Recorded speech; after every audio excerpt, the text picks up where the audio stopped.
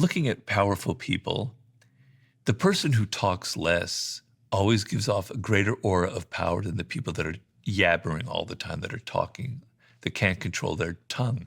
And the idea is, if you can't control your mouth, if you just keep talking and talking, it gives an aura to other people that you can't control anything else. You have no self-control. And that is a very unpowerful aura. And obviously, the more you talk, the more you are prone to say something kind of stupid and irrelevant. They kind of bring it onto themselves. Some people are genuinely unfortunate. Bad things have happened to them, and it's not their fault.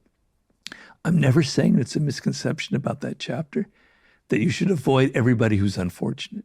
There are people, and a lot of people out there, whose circumstances have made them, in their what's going on. It's not their fault, right? But there are other people you have to recognize that the bad things that happen to them are things that they have brought on because they have this infecting power. It comes from a deep insecurity. You don't want them in your life. Being around insecure people will make you insecure.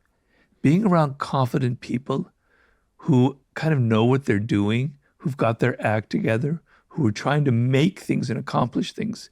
Because there's so many people out there who talk and talk and talk, but never do anything. Being around people who do things, who get things done, who've made a business, you're dealing with all kinds of different people, you're networking, you're meeting starlets, it's a glamorous life, but it's focused, okay? So, when you focus on something, the world just kind of opens up, but you have to be focusing on the right thing.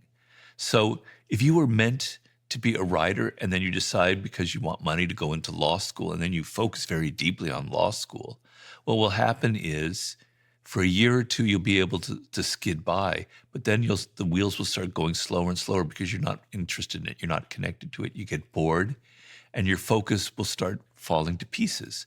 But if it's something you love, you can focus on that for 7, 8, 10, 12 years and never get bored. From observing a certain family member of mine do a very similar thing, part of it as well is that when she would start one pursuit, starting X business, it would get a game that you're playing. It's like a mating game. It's like a courtship ritual where both people are kind of seducing each other. And so what makes for a great seducer is very simple. I can summarize it very simply. You are outer directed. So when you meet somebody for the first time or you're on a date or whatever it is, you're not having that internal monologue going, does she like me or does he like me? Am I dressed well? Am I saying stupid things? What can I do to impress them? No, you turn it off and you're outer directed and you're listening to them and you're entering their spirit and you're hearing them say things that give you idea of what they're missing in life, of what they want, of what their needs are, of what makes them an individual. You're absorbing it, you're entering into their spirit, and then you can reflect it back to them. You can give them gifts, you can take them to places that show that you're attentive to them. Because if you look at how we are in our day-to-day life, normally people never pay us attention. They're always so self-absorbed, they're never thinking 20s. You're young, you probably look pretty good, you're healthy, you've got all these things going on for you. I want you to have some fun and I want you to have adventures. I don't want you to be 22 and go and get a job at Goldman Sachs for the rest of your life. So you need fun, you need adventure, you need some looseness. You want some experiences.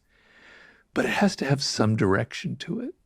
It can't just be, I'm going to write poetry, I'm going to do rock and roll, I'm going to go and learn chemistry, I'm going to, become, this, that, and the other. No connection at all between all of these things. Just trying everything for the sake of novelty.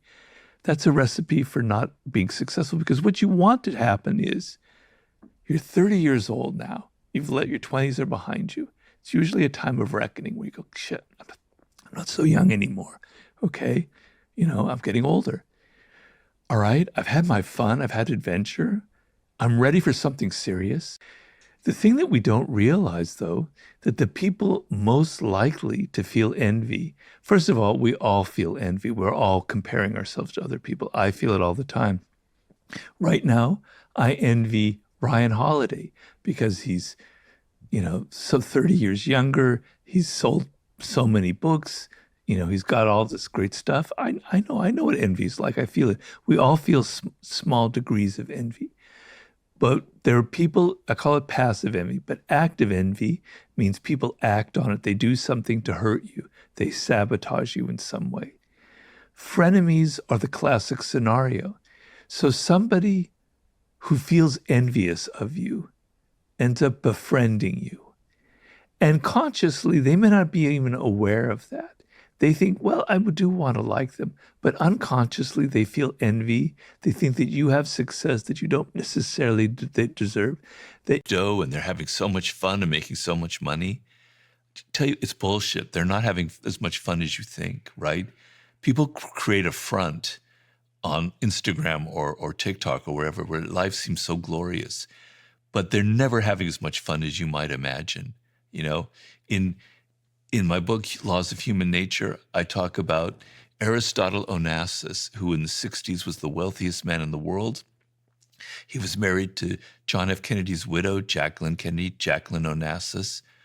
Who could be happier than that? He had yachts, etc. He was the most unhappiest, miserable person in the world, as Jacqueline Kennedy explained in her autobiography.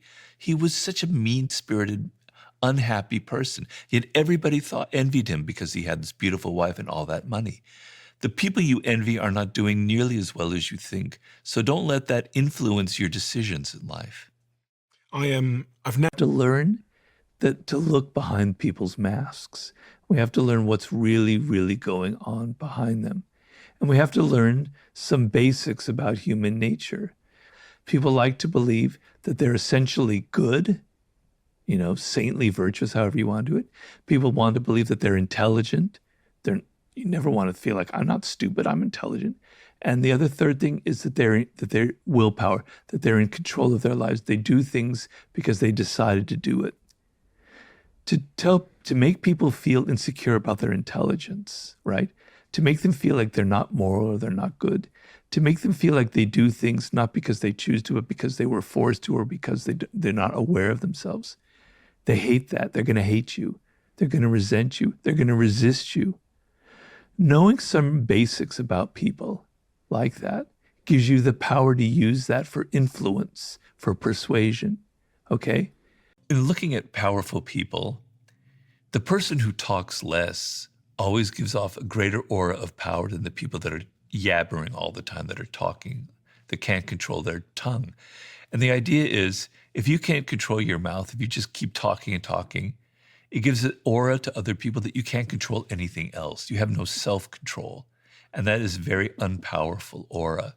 And obviously, the more you talk, the more you are prone to say something kind of stupid and irrational that you're going to regret. And so powerful people know to command an audience. They sit there, they let other people talk and argue, and then occasionally they utter something that's maybe a little bit ambiguous. And everyone goes, whoa, that's very interesting. Robert said that. What does that mean? You look powerful, right? You give off an air of mystery. You give off an air of control.